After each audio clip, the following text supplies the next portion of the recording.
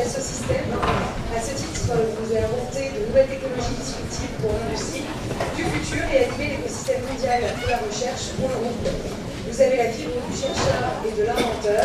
Par ailleurs, vous avez lancé un domaine de diversification entièrement nouveau avec la création d'une suite d'applications collaboratives destinées au secteur des sciences de la vie. Et vous êtes également membre de nombreux conseils scientifiques. En bref, vous êtes impliqué à développer une philosophie positive autour de l'IA et de son apport dans l'industrie. Je vous cède la parole, Monsieur Johnson. Merci beaucoup.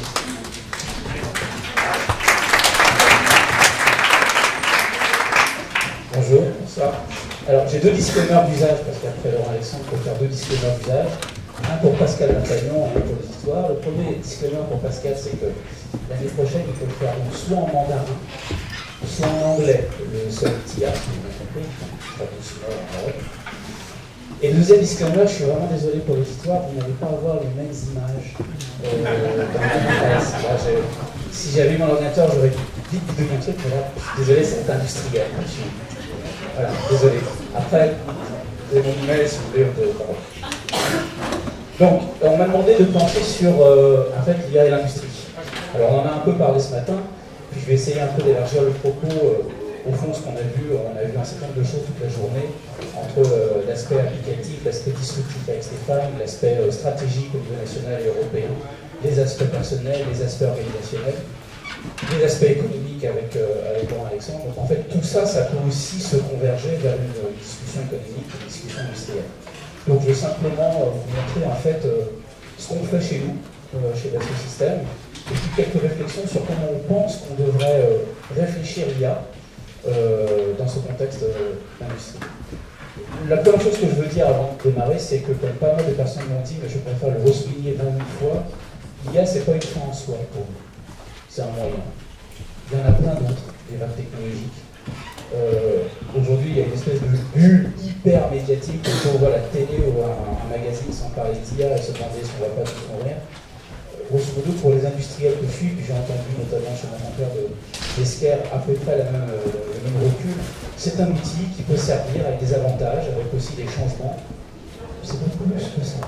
Et donc la vraie question de à quoi ça sert réellement et quelle est le purpose, quel est grosso modo l'objectif de haut niveau, soit industriel, soit sociétal, il demeure. Et donc nous, en fait, en tant qu'industriel, on replace cette technologie là-dedans. Alors, juste un mot, je ne vais pas faire de presse marketing, mais juste un mot sur qui on est, parce que je ne suppose pas que tout le monde sait qui on est. Et je m'attendais à ce que Laurent Alexandre enfonce encore plus le clou en disant en Europe, il n'y a personne. Donc on n'est pas GAFA, on n'est pas BATX, on est européen. Et on est juste un des grands leaders mondiaux en numérique. Quand vous regardez notre revenu, on n'a pas à pâtir par rapport au très grand numérique. On est deuxième en Europe et on est au top 10 mondial. C'est pas non plus dégueulasse, quoi. Et qu'est-ce qu'on fait? En fait, nous, on utilise les mondes virtuels, alors on est connu pour la 3D, vous allez voir, c'est similaire à ça, en fait, pour permettre à différents secteurs industriels de concevoir des produits. Donc imaginez chez un Renault, chez un Airbus, chez un Toyota, chez un Sanofi, un environnement virtuel où vous avez la voiture qui est en train de s'assembler, l'avion, le bien d'équipement, le médicament. Ça rassemble plein de disciplines, plein d'expertise, ça mobilise tous les processus d'une entreprise. Et évidemment, ça mobilise des technologies pour, au fond, représenter le service ou le produit qu'on fournit. Des technologies de type modélisation, des technologies de type simulation, et évidemment des technologies de type IA. On le fait dans une douzaine de secteurs industriels. Et au fond, quel est l'angle que nous on donne? On parlait de sens ce matin. Toutes ces technologies-là, en fait, on les mobilise non seulement pour que ces clients-là produisent leurs produits, mais qu'ils le fassent de manière durable. Donc l'IA, les exemples que je vais vous montrer après, parce que j'ai pris des exemples très visuels, ils ne servent pas uniquement à apprendre à partir des données et à réduire un churn ou à apprendre le profil de vente ou la recommandation du bouton X si vous achetez le bouquin Y. C'est à chaque fois avec une orientation très claire sur ces boîtes-là, finalement, qu'est-ce qu'elles font dans leur système d'invention, dans leur système de production, pour que ce soit durable, pour limiter la consommation, pour augmenter l'innovation, tout en préservant les ressources, ce genre de choses. Alors, je vais commencer, je vais faire 3 sphères en fait, vous voyez les petites sphères en haut là. Je vais vous donner des exemples de ce qu'on fait avec les clients que vous avez vus, soit dans, on va dire, les industries qui mobilisent les sciences de l'ingénieur, les industries métallurgiques ou manufacturières, soit les sciences du vivant, la pharma, la biotech, soit les sciences de l'environnement, les ressources naturelles, la vie. Ce que je vous montre là, c'est un chart un peu technique, et après je vous montrerai des démos, ça va être beaucoup plus simple que ce chart. En fait, c'est simplement pour souligner un message. L'IA, on en parle aujourd'hui parce que, comme vous l'avez compris, depuis 2012, il y a eu une évolution majeure technique. L'IA, c'est plein d'autres technologies qui existent depuis les années 60, qui ont évolué. Il y a eu des hivers, il y a eu des étés, il y a eu aussi des printemps, on ne pas déjà non plus. Un Toyota, aujourd'hui, il fait toutes ses bagnoles avec de l'intelligence artificielle. Et un Toyota, il fait pas. Ce que vous voyez là, c'est l'évolution on va dire, des pratiques de modélisation chez un constructeur automobile en mobilisant différentes vagues de technologies. Là, c'était de la conception de juste 3D. Là, c'était les fameux systèmes experts dont on vous a parlé en début d'après-midi. Là, c'était de la conception beaucoup plus intelligente, où en fait, on incorporait dans la voiture la façon qu'on avait de la créer. C'est-à-dire que la voiture elle-même savait comment elle avait été produite. Sous-entendu, si jamais il y a des choses qui changent, la voiture évolue et se morphe elle-même dans un nouveau contexte. Et puis, on en est là aujourd'hui avec les dernières avancées du deep learning, et je vais vous en montrer. Donc, un Toyota aujourd'hui, si vous ne faites pas, parmi certains d'entre vous, Toyota, mais je ne fais pas plus, c'est chez Renault, c'est chez BMW. En fait, toutes les bagnoles sont faites aujourd'hui avec des bouts d'IA, soit de type, soit des technologies précédentes, supervisées ou non supervisées. Donc, c'est une révolution d'un point de vue des récentes technologies 2012. C'est une évolution lente d'un point de vue des pratiques et des méthodologies d'innovation et de conception dans le secteur. Ce que je dis là dans la voiture, c'est vrai dans l'aéro, c'est vrai dans plein d'exemples. Alors soyons concrets, j'espère que j'aurai le temps de les montrer tous, mais je vous ai sélectionné quelques petits exemples pour vous montrer à quoi ça sert, et à chaque fois en vous illustrant des messages au-delà de la technologie sur l'impact que ça a dans le travail et dans la définition du rôle du professionnel. Et on va retrouver ce qu'on a entendu plein de fois, y compris dans la dernière présentation, à savoir que l'IA, en fait, elle devient un compagnon qui libère, d'une certaine manière, le professionnel par rapport à des tâches qui seraient ingrates, mais qui aussi l'inspire et qui lui permet d'acquérir des compétences qu'il n'avait pas avant de manière beaucoup plus naturelle et beaucoup plus immédiate. Alors, avant, je lance la première vidéo et je vous explique ce qu'on a fait là. Vous êtes chez Peugeot, là. Peugeot, en fait, pour faire toutes ces bagnoles-là, ils ont ce qu'on appelle des cartes programmes avec des équipes différentes, 9 équipes différentes. Aucune des équipes ne partage évidemment les savoir-faire, les métiers, les méthodes, les données, etc. Ce que peut faire l'IA, c'est prendre l'ensemble des données qui appartiennent à ces programmes véhicules, les mettre ensemble, et l'IA va se poser la question, c'est quoi les points communs? C'est une vaste question, parce que si je vous la pose, je vais avoir à peu près 20 000 réponses. Ça peut être des points communs sur les formes des pièces, ça peut être des points communs sur le style, ça peut être des points communs sur les fonctions des assemblages et des organes, ça peut être des points communs sur le prix, etc. Et bien l'IA, en fait, elle va apprendre par elle-même des similarités qui sont multidimensionnelles. Et au fond, elle va éduquer Peugeot sur un savoir-faire qui était complètement implicite dans la société. Et va lui dire, au fond, toutes tes bagnoles, si je reclasse toutes tes données, en fait, je peux les regrouper et je vais retrouver en fait une espèce de voiture Peugeot. Il y a un style Peugeot, et pas uniquement un style au sens design, il y a un style même dans la conception, dans la façon d'arranger les pièces, dans la façon de faire l'ingénierie. Et c'est même tellement puissant que l'IA va retrouver même les organes de la bagnole, c'est-à-dire ce qu'on appelle le moteur, le châssis, le powertrain, l'intérieur, les systèmes électriques. D'elle-même, elle va retrouver ces fonctions-là. À quoi ça peut servir? Déjà, à expliciter un savoir-faire qui constitue en fait un patrimoine de l'entreprise. Mais deuxièmement, ça permet d'aller plus vite dans une conception de nouvelle bagnole. Là, l'IA propose tout ce truc-là, est-ce que tu veux démarrer une voiture rapidement en concept car? Donc c'est pas fait ce que je vais vous montrer là. L'IA va simplement repartir d'un exemple d'une des bagnoles d'avant et automatiquement va accompagner le designer en lui disant, bah écoute, par rapport à tout ce que j'ai vu auparavant, si tu es en train de designer cet essieu, il y aura probablement un disque, il y aura probablement une roue, il y aura probablement tel type de crémaillère. Il y a ce design pattern que vous faites tout le temps chez Peugeot. Moi, j'ai vu que c'était ça, donc pour aller plus vite, je vais t'aider à le faire. En fait, dans la vidéo, je vous l'ai fait au cas par cas. L'IA, en fait, elle le fait en un clic. Là, je l'ai fait pédagogiquement pour le voir progresser.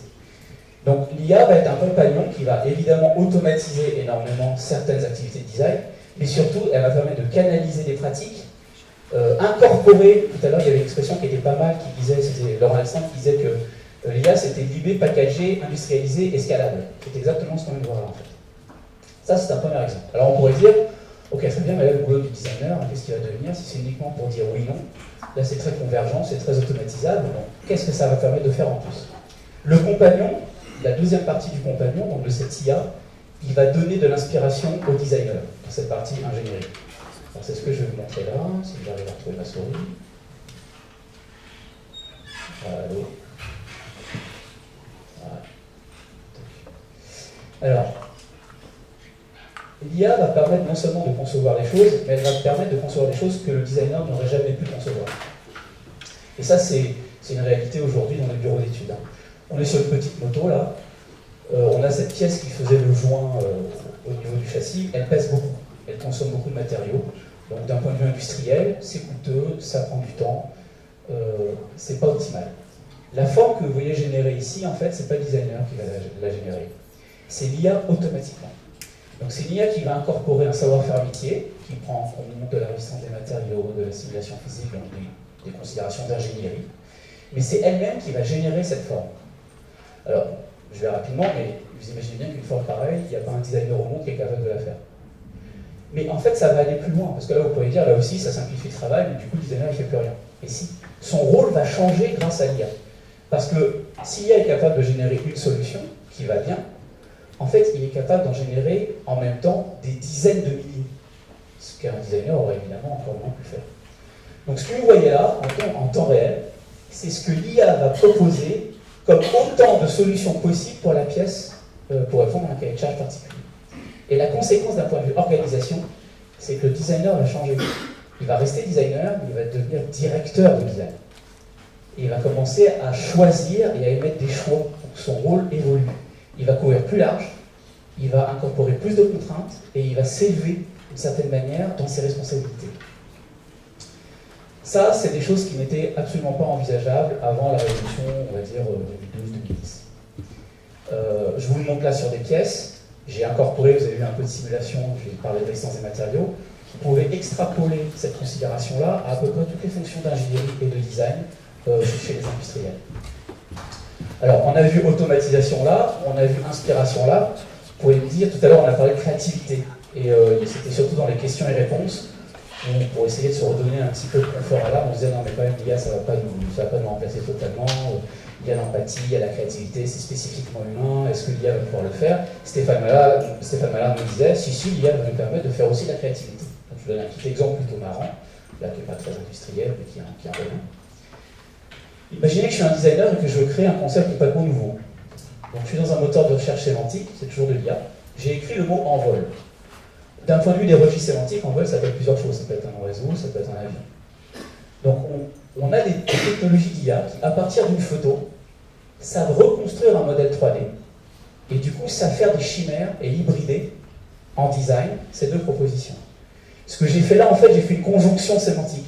J'ai puisé dans deux sphères d'inspiration totalement différentes des germes de design pour qu'après, un concept studio ou un designer en design office reparte sur un concept complètement inattendu. Aujourd'hui, et après on s'est amusé à le faire voler. Aujourd'hui, quand vous êtes dans des design office ou dans des concept car studios, chez les constructeurs de voitures par exemple, ceci c'est monnaie courante. C'est-à-dire qu'aujourd'hui, les gens ne se font plus uniquement du design avec leur propre imagination, ils se font accompagner ou suggérer des espèces des suggestions de design mélangeant un certain nombre d'influences. Par exemple, quand vous avez une étude de marché qui dit sur telle géographie, les gens vont être capables, vont vouloir acheter des voitures, mais ça doit être très harmonieux avec leur habitat. Et bien, ils utilisent ce genre d'approche pour avoir des inspirations pilotées par l'IA pour amorcer un premier design avec des choses qui ressemblent à leur habitat. Et à partir de là, ils évoluent le design. Pour des raisons de temps, je vais passer celle-là. Le dernier exemple que je vais vous montrer sur l'ingénierie, et on en a parlé avec l'aspect neuro de Laurent Alexandre et Stéphane Malard. L'IA, ça va aussi permettre aux gens et à toutes les catégories de personnes de participer et d'avoir une activité professionnelle. Ici, ce que vous voyez, c'est rien. Parce que ça ne bouge pas. En tout cas, la personne ne bouge pas. La personne que vous voyez là, c'est une collaboratrice qui est chez nous, qui est handicapée. Autrice. Faut pas bouger. Vous voyez qu'elle a un petit casque. Et en fait, ce casque décode. Donc, c'est une IA qui a été entraînée spécifiquement sur Julie. À bouger la souris et à designer. Et ce que vous voyez en bas, en fait, elle est en train de designer une petite table. Par la pensée. Alors, il y a des tas d'applications. Là, je fais un exemple sur le design. Vous avez des exemples, par exemple, d'exosquelettes pour refaire marcher des gens qui sont tétraplégiques ou hémiplégiques. Et donc ces technologies-là, c'est pas uniquement pour permettre à un professionnel de faire mieux son travail, d'avoir plus d'inspiration, c'est aussi de réintégrer toute une catégorie de personnes qui pourraient en avoir besoin. Ça, c'est une réalité. Hein. On a fait une communication sur le sujet. Donc quelques exemples sur ce qu'on appelle, nous, l'ingénierie cognitive augmentée. Et vous voyez qu'à chaque fois, je ne suis pas rentré dans les détails de est-ce que c'est du deep learning, est-ce que c'est du réseau, est-ce que c'est du machin. La technologie, à la limite, très honnêtement, on s'en fout un peu. La finalité, c'était quoi? C'était avoir soit un process de design plus performant, soit de l'inspiration, soit de l'exploration d'un espace de solution pour un cahier de charge qu'avant, on était incapable d'accéder. Donc l'IA, en fait, elle est libératrice, plus qu'autre chose. Je vais aller très vite sur l'aspect production, mais comme j'ai pas parlé d'ingénierie, il fallait que je parle de production aussi. Je vous montre deux exemples très rapides. Ça, c'est chez nous, c'est chez Dassault Systèmes. De temps en temps, on a des gens qui sont, parce qu'on a des matériaux très high-tech qu'on se fait apporter pour nos travaux de recherche, ils les portent eux-mêmes. On a développé une IA qui est basée sur une caméra au saveur RGBD avec de la profondeur, comme les Kinect. Et en fait, on a entraîné l'IA à reconnaître quand il y a des postures qui sont dangereuses. Ça marche très bien chez nous. On est en train de déployer dans un certain nombre de lignes de production et d'usines pour vérifier la pénibilité et la fatigue des postures des ouvriers sur leur poste de travail. Alors de temps en temps, on voit aussi qu'il y a des tirs au flanc. Et c'est pas grave, lui il est parti chez Apple. Et le dernier exemple sur production que je vous montre, que j'aurais voulu vous montrer, pardon, je reviens. C'est plus sérieux. C'est difficile avec le micro, pardon. L'IA, elle n'est pas uniquement utilisée en ingénierie, elle est aussi utilisée dans les moyens de production. Là, c'est une vidéo un peu complexe, je vais vous expliquer. Les pharmaceutiques, elles produisent des médicaments, ça vous savez bien, et peut-être savez-vous qu'il y a deux types de médicaments. Il y a les médicaments chimiques, c'est tous les médicaments que vous connaissez jusqu'à présent, c'est la chimie. Et puis, de plus en plus, il y a des médicaments qui sont en fait produits par votre propre corps humain, ce qu'on appelle les biologiques, ce sont des protéines. Vous imaginez bien que comme c'est produit par des cellules vivantes, la complexité pour contrôler le processus de production, c'est immense. On utilise en fait de l'IA, je ne vais pas rentrer dans les techniques, mais pour vérifier pas à pas, à chaque fois, la qualité, la purification des protéines, des médicaments biologiques qui sont produits par les pharmaceutiques. C'est primordial pour les pharmaceutiques aujourd'hui. Sans ça, en fait, un Sanofi ou un Amgen arrête leur business. Puisque le médicament des chimiques, c'est l'étape d'avant, c'est un peu le Kodak, ça leur apporte encore un peu de cul, mais la transition est maintenant sur le biologique, et du coup, la complexité des médicaments actuels nécessite un monitoring et une supervision extrême, et seules les technologies d'IA permettent de faire ça. Alors, on va rester un petit peu dans la ça c'était la sphère un peu ingénieur. Je vais passer dans la sphère de santé, puisque je viens de parler de pharma. 3 exemples très simples. Alors j'en ai rajouté un troisième depuis ce matin, parce que j'ai entendu une personne parler d'immunogénicité, j'espère qu'elle est encore là. Donc, quelques exemples. Aujourd'hui, l'invention des médicaments, comme vous savez peut-être, c'est un processus là aussi très long. Ce n'est pas une conception de pièce comme on l'a vu avant, et c'est un processus par essai-erreur. Et pour comprendre vraiment les avantages ou les défauts d'un candidat médicament, c'est très compliqué. Ce que vous voyez là, en fait, c'est une IA qui part simplement de 3 molécules très simples de médicaments connus, et qui fait toutes les permutations possibles chimiques de tous les radicaux possibles, et qui calcule par intelligence artificielle, par deep learning, des propriétés d'efficacité, des propriétés d'effets adverses, des propriétés de toxicologie. Et donc, toutes les caractéristiques d'un bon médicament sont inférées automatiquement par l'IA. Rien qu'au moment où je suis en train de parler là, il y en a eu plus de 208 000 qui ont été générés. Donc, vous imaginez l'incroyable démultiplication de l'espace d'innovation par rapport à un processus purement itératif, voire purement chimique ou biologique. On vient de lancer un immense consortium aux États-Unis sur ce sujet. Toutes les pharmaceutiques sont mobilisées, et c'est vraiment l'IA là qui est centrale, sachant que l'IA permet de faire la proposition des candidats, mais après, c'est toutes des technologies de modélisation et de simulation virtuelle qui calculent les propriétés d'efficacité de toxicologie. Et donc, de la même manière que comme vous l'avez vu pour la moto, c'est toujours une alliance, c'est pas l'IA toute seule, c'est pas l'IA et des données, c'est l'IA, des modèles et de la simulation. Il y a toujours une espèce de triptyque. Sur l'immunogénicité, alors je ne sais pas si la personne est encore là, sinon je manque tous mes effets, voilà, tous mes effets elle est partie, donc je commente quand même. Donc l'immunogénicité,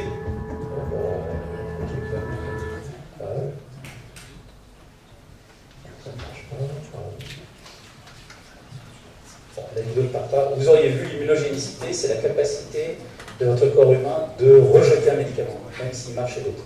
Ça peut arriver.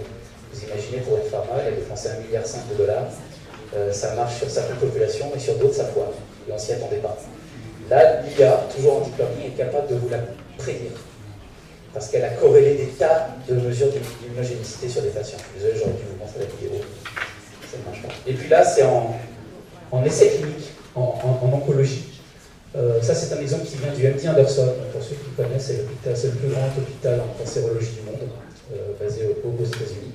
Et là, vous avez en fait de l'analyse d'images. C'est fait par intelligence artificielle pour essayer de reconnaître. Ce dessin, vous voyez là, c'est une biopsie, hein, donc c'est un tissu humain. Et vous avez un certain nombre de caractéristiques qui sont caractéristiques en fait d'une tumeur, de l'apparition d'un symptôme cancéreux. Et donc ce que fait l'IA, on est dans la radiologie, dans l'imagerie, elle le détecte de manière immédiate, avec un taux de confiance qui maintenant dépasse celui des radiologues. Alors c'est pas pour autant, comme disait très justement le speaker précédent, c'est pas pour autant qu'on va remplacer les radiologues. En fait, ça va permettre de faire un pré-traitement pour les radiologues. Les radiologues du tout vont pouvoir se concentrer sur quoi? Sur le traitement potentiel. Il y a une étape encore supérieure à ça, c'est que là c'est l'imagerie sur un tissu. Maintenant, les IA sont en train de gérer en même temps vos biopsies et votre génome.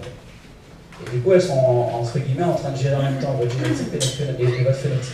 Et essayer de corréler ce qu'elle voit dans la biopsie avec ce qu'elle sait de votre code génétique. Là aussi, pour essayer de pointer. Plus que 5 minutes, je suis très mal. D'accord. Il y a du favoritisme sur le speaker, je crois. C'est ça, c'est ça. Sur la vie, je ne vais pas commenter, du coup. Je vais commenter 2-3 trucs sur l'éducation, la science, et j'ai réussi quand même pas mal. Là, c'est l'industriel, mais aussi l'épistémologue qui va parler. Ce que fait l'IA surtout, pour que vous compreniez tout ce que c'est au-delà des termes techniques, c'est un microscope. Mais c'est un microscope sur des grosses données, donc j'appelle un macroscope. Et ce que ça fait, c'est ce que tous les scientifiques ont fait depuis des années, des millénaires. C'est-à-dire à partir de plein de données, c'est de comprendre ce qui se passe. Là, ce que vous avez, c'est un pendule, c'est un truc qu'on voit tous en première en terminale quand on fait un cursus scientifique. Ce pendule, il bouge parce qu'il y a une loi. Il y a une loi classique en mécanique, machin truc. Ce que fait l'IA, là, c'est de la retrouver.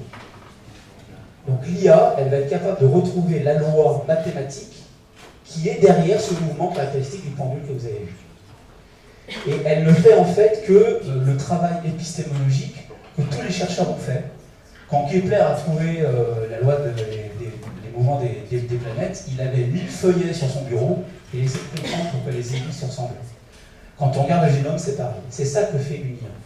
Et donc, d'un point de vue éducation et sciences, on a ici, et le speaker précédent parlait des health-tech, on a là une technologie qui est nativement faite pour la pédagogie. Parce qu'elle est capable, à partir d'observation, de donner un schéma explicatif, qui est d'ailleurs peut-être faux, mais qui permet d'affiner la compréhension de ce qui se passe. Et c'est le raisonnement, évidemment, qui compte plus que le point d'avenir. Donc, on est en train de développer des technologies, pas uniquement faire de l'ingénierie, de la production, de la construction de médicaments, de la smart city, mais aussi pour permettre de comprendre aux professionnels, quel que soit leur domaine, comment les choses se passent, quels sont les schémas explicatifs des données qu'ils observent. Et au fond, d'un point de vue épistémo, j'ai 2 remarques. Ici, alors pour ceux qui connaissent un peu, c'est un peu tous les types de raisonnements en philosophie de la connaissance qui existent. Inférence, déduction, induction, abduction. C'est tous des schémas qui vous permettent de déduire, d'inférer des schémas, de comprendre les choses qui se passent. À gauche, vous partez de principes et puis vous les appliquez sur des phénomènes. À droite, vous partez d'observation et vous proposez des modèles applicatifs. Qu'est-ce que fait l'IA? Elle fait une espèce de shortcut et vous propose des modèles consommables, prêts à l'emploi, un peu le rasoir jetable du modèle, si vous voulez. C'est ça que fait l'IA. Et dans tous les exemples qu'on a donnés aujourd'hui, savoir que c'est un chat qui est en face de moi, ou comprendre comment faire un médicament, ou faire les chatbots qu'on a vus avec le speaker de ce matin, en fait, ça n'est que ça. L'IA, c'est un système qui prend des données et propose en fait un modèle, des fois boîte noire, des fois boîte grise, des fois boîte blanche, qui est une représentation du monde. Et ce qui est très intéressant, souvenez-vous, on a vu quasiment ce schéma dans la session de l'après-midi sur la rétrospective du deep learning. Ce qui est très intéressant, c'est que techniquement, quand vous regardez les réseaux, en fait, ils ne sont pas loin d'être proches de nos fonctions cognitives. Et je ne fais pas de biomimétisme là. Et il y a un papier très célèbre qui recense tous les types de réseaux possibles en deep learning. C'est moi qui fais ce regroupement, mais grosso modo, vous pouvez les regrouper dans quoi? Comment je représente le monde, comment je trouve des motifs qui se ressemblent spatialement dans ce que je vois, comment je trouve des motifs qui se ressemblent dans le temps, des fréquences, comment je peux, à partir de ce que j'ai représenté, régénérer quelque chose, j'émets un son parce que je l'ai entendu, ou comment je retiens quelque chose à la mémoire. Et vous retrouvez en fait une lecture du deep learning qui n'est simplement qu'un essai très technique de reproduire certaines fonctions cognitives universelles. Dernier point qui est assez marrant, mais comme je suis chercheur, je ne résiste pas, je sais que j'ai déplacé mes templates. On a parlé des cartes graphiques sur les où tout le monde dit que l'IA aujourd'hui ça démarre parce que c'est deep learning, il y a du big data et puis il y a des puissances de calcul qui viennent des cartes graphiques, etc., etc. Il y a déjà quelque chose qui vient après les cartes graphiques. On appelle des puces neuromorphiques. Ce sont des puces qui sont câblées comme votre cerveau. On ne rentre pas dans les détails en quoi c'est différent. Elles calculent plus vite, elles sont plus économes. Et nous, on s'est amusé à faire du deep learning avec ces puces-là. On atteint des performances incroyables. Et ce qui prenait avant des semaines avant les cartes graphiques et qui prennent maintenant des jours ou des heures avec les cartes graphiques, prennent des minutes ou des secondes avec ça. Je termine, j'ai deux messages après, je suis ligoté. Alors, je reviens sur l'aspect industriel, parce que je vais donner des exemples, tout le monde vient avec sa palanquée d'exemples qui est plus ou moins pertinent vis-à-vis de l'audience. Nous, on pense qu'il y a un certain nombre de messages qui sont clés pour les industries, et c'est des messages, pour être clair, qui ne sont pas très visibles, très audibles, y compris dans les rapports, y compris dans le rapport de Cédric, avec qui j'ai pas mal discuté là-dessus. Donc, l'IA, pour nous, c'est une technologie, c'est pas une fin en soi, mais c'est quelque chose qui va permettre aux professionnels de faire mieux leur travail ou de faire d'autres travail. Donc, comme on disait tout à l'heure, j'ai bien aimé une personne qui disait que quand la philosophie chinoise, quand il y a une force qui arrive, il y a la force de rétroaction qui est mise en présence. En fait, c'est vraiment ça que ça va permettre de faire. Ça ouvre la capacité à imaginer, à proposer, à faire, et ça déplace le professionnel dans différents secteurs, à la fois verticalement et horizontalement. Et puis il y a quelque chose que moi je pense qui est très vrai. On parle de l'économie de la connaissance, on dit dans l'économie de l'expérience. Tout ce qui est ubérisation et compagnonnage, en fait, ça augure d'une économie que certains philosophes de la société sont en train de définir, qui est l'économie de la capacitation, c'est-à-dire empowerment. C'est-à-dire permettre en fait à quelqu'un, quel que soit son parcours, ce n'est pas forcément des moyens qui sont donnés par un employeur, ce sont des moyens digitaux en fait qui vont accompagner le professionnel dans son parcours professionnel, même si c'est multi-employeur, de faire des choses. Et donc c'est ce compagnonnage, comme on a appelé compagnonnage de l'industrie, on pense que c'est ça la valeur de l'IA, la valeur haute, et pas la valeur technologique. Il y a des conséquences en formation, on l'a dit 20 fois, mais en fait on a tous dit qu'on aurait 25 boulots dans notre vie.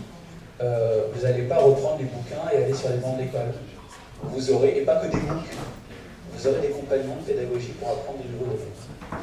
Et puis il y a un truc que je n'ai pas montré dans certaines vidéos parce qu'on n'a pas le temps, mais les GAFA aujourd'hui, ils apprennent avec des données de l'extérieur, des données du monde. Et comme l'a dit le speaker avant, ils sont monopolistiques sur le truc, donc de toute façon, et c'est vous qui les donnez en plus. En France, on a un avantage compétitif certain, c'est qu'on maîtrise le virtuel. Là, je parle pour ma chapelle, pour ma société, mais on fait tout en 3D. Et en fait, du coup, on peut générer toutes les données à partir des cas d'apprendre. Quand vous avez AlphaGo qui apprend, il apprend tout seul. Il n'a pas gagné à partir de données jouées par des joueurs humains. Il a joué tout seul contre lui.